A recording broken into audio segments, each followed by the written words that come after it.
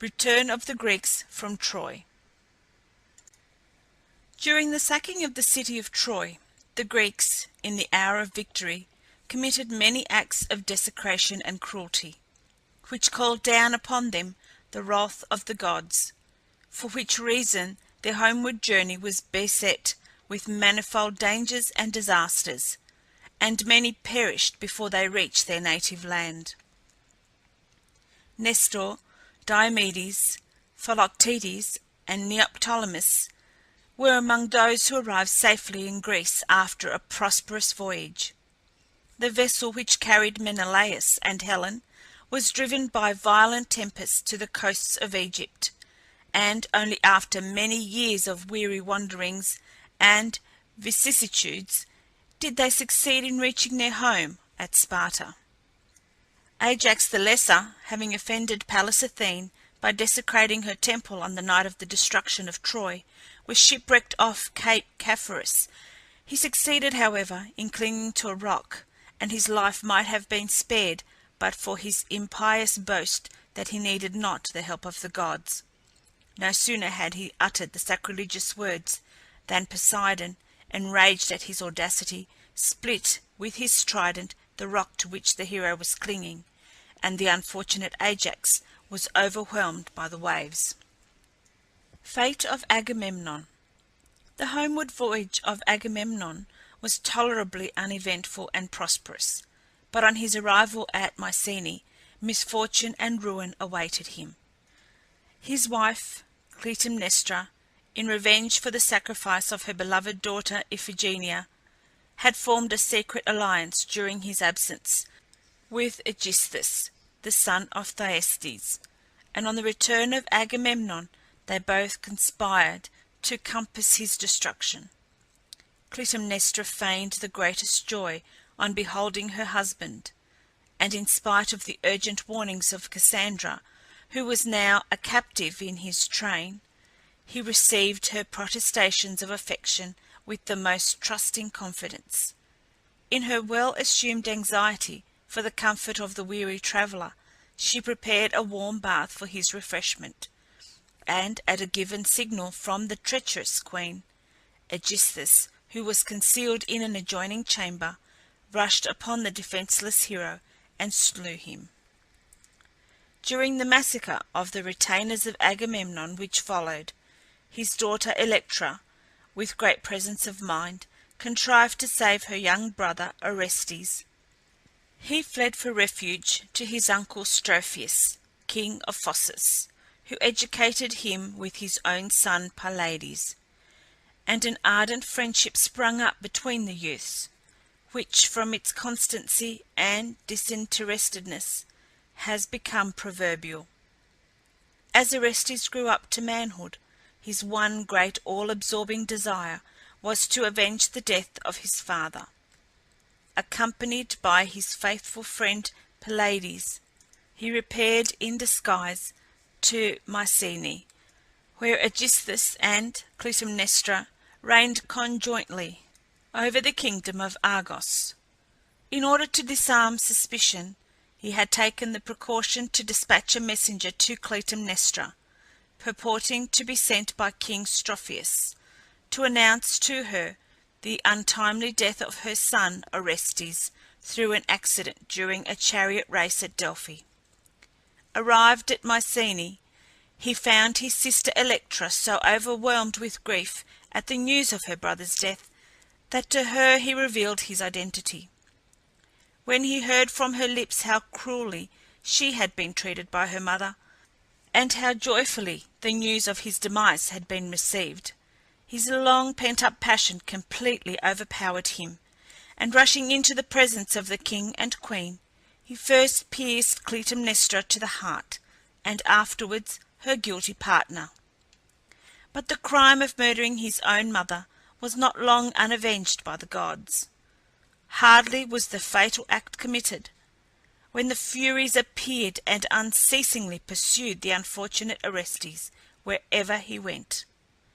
In this wretched plight he sought refuge in the temple of Delphi, where he earnestly besought Apollo to release him from his cruel tormentors.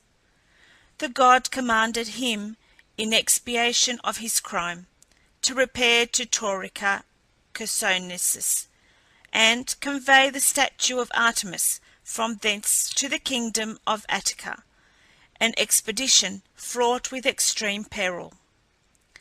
We have already seen in a former chapter how Orestes escaped the fate which befell all strangers who landed on the Taurian coast, and how, with the aid of his sister Iphigenia, the priestess of the temple, he succeeded in conveying the statue of the goddess to his native country. But the Furies did not so easily relinquish their prey, and only by means of the interposition of the just and powerful goddess Pallas Athene was Orestes finally liberated from their persecution. His peace of mind being at length restored, Orestes assumed the government of the kingdom of Argos, and became united to the beautiful Hermione, daughter of Helen and Menelaus. On his faithful friend Pylades he bestowed the hand of his beloved sister, the good and faithful Electra. Homeward voyage of Odysseus. With his 12 ships laden with enormous treasures captured during the sacking of Troy, Odysseus set sail with a light heart for his rocky island home of Ithaca.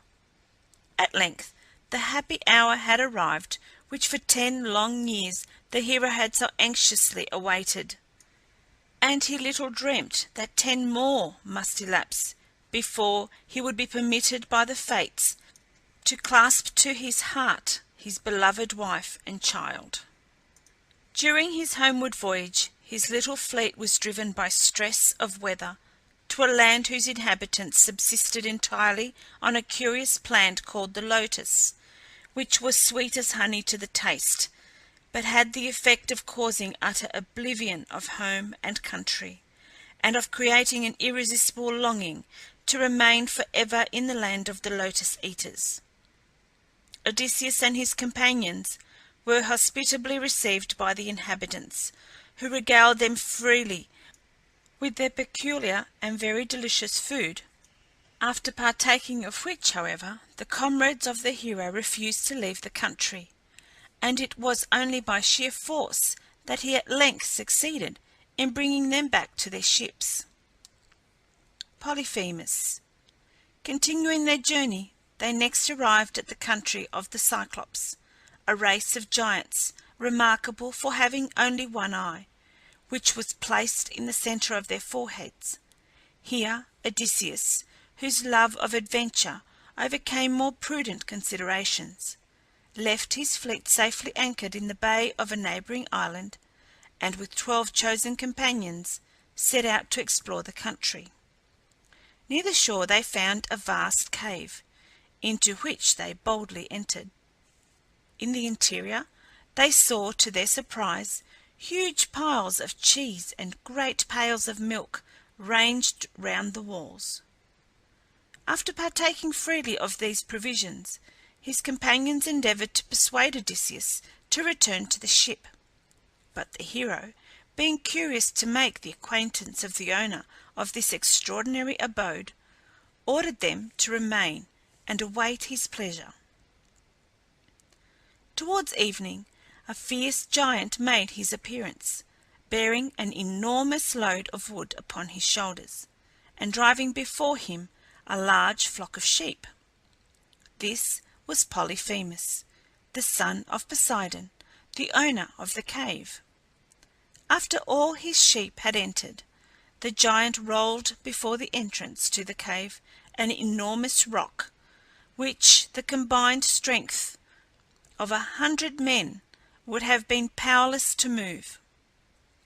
Having kindled a fire of great logs of pinewood, he was about to prepare his supper, when the flames revealed to him in a corner of the cavern its new occupants, who now came forward and informed him that they were shipwrecked mariners, and claimed his hospitality in the name of Zeus. But the fierce monster rallied at the great ruler of Olympus, for the lawless Cyclops knew no fear of the gods, and hardly vouchsafed a reply to the demand of the hero. To the consternation of Odysseus, the giant seized two of his companions, and after dashing them to the ground, consumed their remains, washing down the ghastly meal with huge draughts of milk. He then stretched his gigantic limbs on the ground, and soon fell fast asleep beside the fire.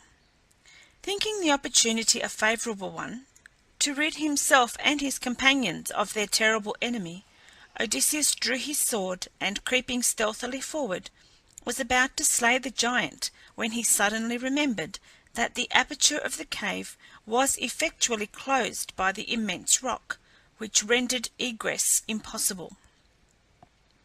He therefore wisely determined to wait until the following day, and set his wits to work, in the meantime, to devise a scheme by which he and his companions might make their escape. When early next morning the giant awoke, two more unfortunate companions of the hero were seized by him and devoured, after which Polyphemus leisurely drove out his flock, taking care to secure the entrance of the cave as before. Next evening the giant devoured two more of his victims, and when he had finished his revolting meal, Odysseus stepped forward and presented him with a large measure of wine which he had brought with him from his ship in a goat's skin.